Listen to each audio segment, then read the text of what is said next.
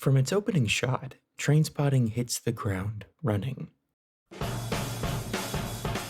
Our main characters, Renton, Sickboy, and Spud, are dropped into the middle of a harrowing police chase, and we hear Renton's monologue in which he tells us to choose life. The thumping drums and guitar from Iggy Pop's Lust for Life accurately conveys the scene's excitement and danger. However, this sense of energy is generated by heroin, a drug that will distort and dissolve the audience's experience, reflecting the addicts who have fallen under its spell. We'd set out to make as pleasurable a film as possible about a subject matter that actually is almost unwatchable. This is Danny Boyle, a director whose obsession with energy and spectacle permeates his career, whether it's Steve Jobs navigating his personal life amid 3 legacy-defining product launches, or a medical patient waking up to the end of the world. Set within Edinburgh, Scotland's drug-infested flats and pulsing nightclubs, Trainspotting frames its characters through their relationship with heroin. It is heroin that structures their day and motivates their actions, and the movie begins when Mark decides to quit his habit. He takes us through the exact steps required to do so, rattling off a grocery list of food, television, porno magazines, and over-the-counter drugs.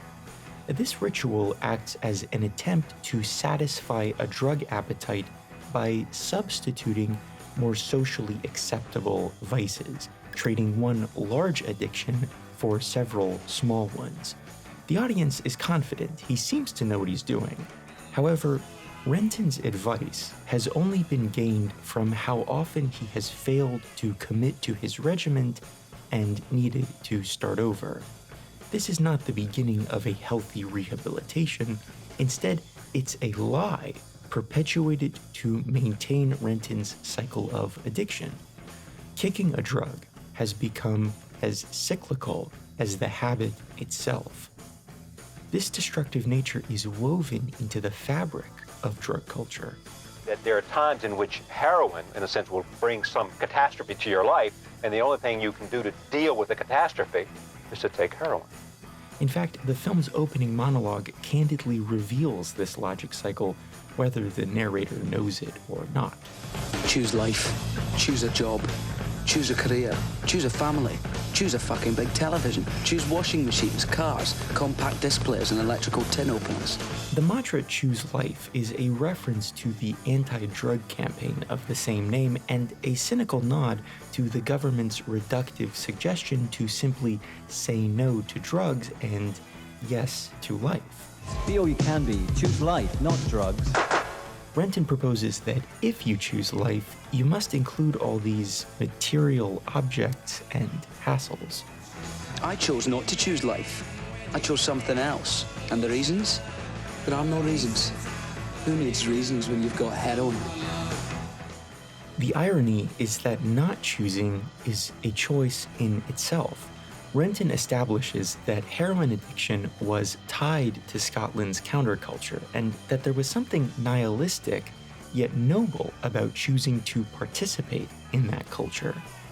Throughout the film, Trainspotting goes to great lengths to show just how vile the anti-choice of a drug habit can get. The question is, how do you make the most pleasurable film possible about a subject matter that is almost unwatchable? You show both sides. The truth is that we spoke honestly about it, and we acknowledged that the characters have a reason for what they do. They start off taking heroin because it feels good, and then we acknowledge the truth of what happens to them when they go on taking it, which is pretty tragic, and the consequences are played out in full. And we felt that people would only take the consequences seriously if we had been honest about the motivation in the first place. When it was released in 1996, audience members were blown away by the film's eclectic style and unflinching portrayal of Edinburgh's drug culture. At the time, there was a lot of criticism the film was endorsing or glamorizing drugs, but with scenes like Renton diving headfirst into the worst toilet in Scotland to retrieve heroin suppositories, it's an argument that doesn't hold water. What motivated this criticism was the fear that Trainspotting would become the film that personified Scotland. That title was currently held by Mel Gibson's Braveheart, a historical epic about the 13th century Scottish warrior William Wallace. It is a crowd-pleasing, action-packed blockbuster that ignites Scottish pride through a mythic retelling of history. But Trainspotting affords that same pride by plugging itself directly into the cultural zeitgeist. Some people might now look at it, certainly now 10 years after, and think this is a record of the times. It's kind of like a history piece suddenly. So it works in different levels. I think that's the major reason why it survived. I don't know why it exploded so much at the time. Maybe we needed it, maybe the country needed it, maybe the industry needed it. The soundtrack certainly helped. Any discussion of Trainspotting would be incomplete without highlighting how the soundtrack played a role in the film's ultimate success. To quote Bobby Gillespie of Primal Scream, "The energy and vitality of the film, chained with the zeitgeist of the mid to late 90s UK youth culture, Britpop, young British artists, new labour, there was some kind of hopefulness in the air back then, a post-acid house rush of possibilities, both chemically and politically enhanced. Trainspotting rode in on that wave and stood as a testament to those times." But beyond its cultural value, producer Andrew McDonald and editor Masahiro Hirakabu intentionally utilize its soundtrack to manipulate the audience. When we return to the opening sequence after the death of the film's most innocent character, Baby Dawn, we are finally provided context for the chase. We know these characters, including the desperation that motivates their actions. Lust for Life is traded in for Sing by Blur, a far more melancholy and introspective song. It's fitting that this cut of the chase scene includes the reverse shot of the driver.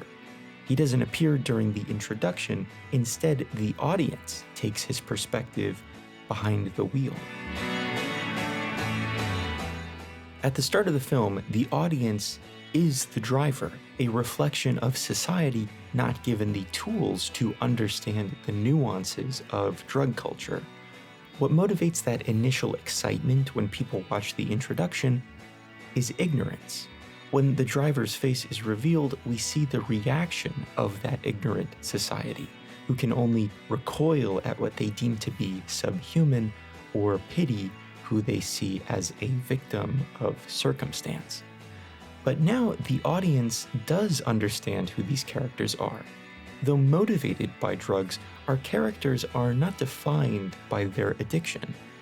They discuss their hobbies, try to maintain relationships and build new ones. They play sports, go to pubs, and try to connect with nature. When the momentum of your film is dictated by heroin, it's easy to speed past the honesty and depth of Irving Welsh's characters, even when they look directly at you. And this struggle is by design. Drugs actively compete with our characters' more socially acceptable hobbies. In one scene, Spud is so drunk that he passes out before he can make up with his girlfriend. One of Sick Boy's obsessive monologues about James Bond is sedated by an intravenous injection. In a far more serious scene after the death of Baby Dawn, the group tries to grapple with their emotional weight. However, Renton's first thought is to sedate himself. Renton's decision to numb a present pain causes that pain to return with a vengeance. When he quits heroin cold turkey, spending an indeterminate amount of time in his warped childhood bedroom, his hallucinations turn to the people in his life he neglected or hurt as a result of his addiction. A key figure among them is Baby Dawn.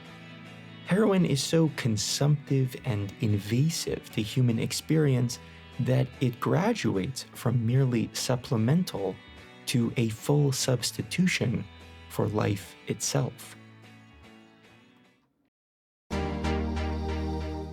Trainspotters are hobbyists who record trains, their arrivals and departures from stations, and other characteristics.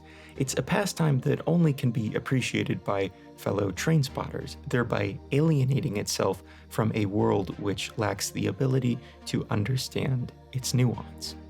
The sociological danger of drug addiction is its ability to alienate itself from sober society.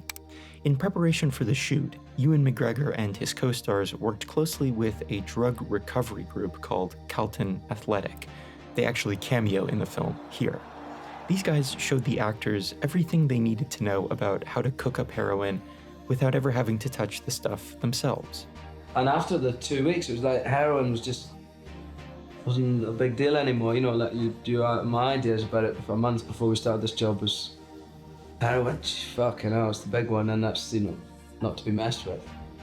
On the subject, Danny Boyle once said that heroin is all about passivity. It's a bliss of nothingness in a way. No pain, no highs, no lows. In other words, it's the choice you make when you don't want to choose life. Trainspotting walks a fine line between familiarizing the viewer with heroin and shocking them out of passivity.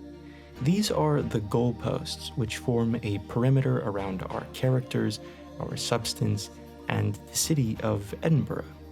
The power of filmmaking, and indeed in all of art, is its ability to create a controlled environment to volley ideas to its intended audience, and hopefully remove the artifice which separates the viewer from the subject. You might not understand at first, but given the right amount of energy, it might just connect.